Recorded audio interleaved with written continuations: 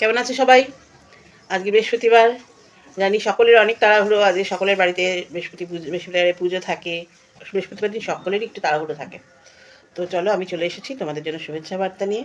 সারাটা দিন খুব ভালো কাটুক, খুব সুন্দর সুন্দর ভিডিও করো, আমিও খুব সুন্দর সুন্দর ভিডিও বানাই। চলো সবাই মিলে একসাথে কাজ করি। আর আজকের অ্যাফার্মেশনটা করে নিই, we are healthy wealthy and perfect. চলো। তো কলেজের স্নানটা করবি কখন? হ্যাঁ, কলেজে যাবে ইচ্ছা করে দেরি করছে, দেখো বসে বসে। এরপরে খাওয়ার টাইমে না, মানে দু গড়াস খেয়ে বলবে আর খাবো না।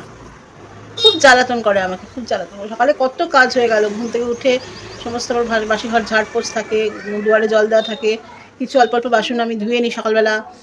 তারপরে তো রান্নার যাবতীয়, টিফিন বানানো, রান্নার যাবতীয় এসব করে রান্নাবান্না কমপ্লিট করে জাস্ট আসলাম ঘরে। এখনও ঘরটা অগোছালো, গোছাতে হবে, রান্নাঘরটা একটু গোছাতে হবে গিয়ে। আর ওই দেখো, তাহলে এক্সট্রা কাজ করছে, ওটা সরা সরা। আজকে সমস্ত এই চালের ড্রাম, এই সমস্ত ড্রামগুলো সব, এই যে দেখো, এগুলো সব ধোয়াধুয়ি করেছি। এগুলো থাকে, এক্সট্রা কাজ রোজই থাকে। বলছি, ওর দেরি করছিস কেন? বসে বসে এবার খেতে, খাওয়ার টাইমে, কলেজে যাওয়ার টাইমে মানে কোনো রকমের নাকে মুখে গুঁজে ছুটবে, জানো, ইচ্ছা করে দেরি করে।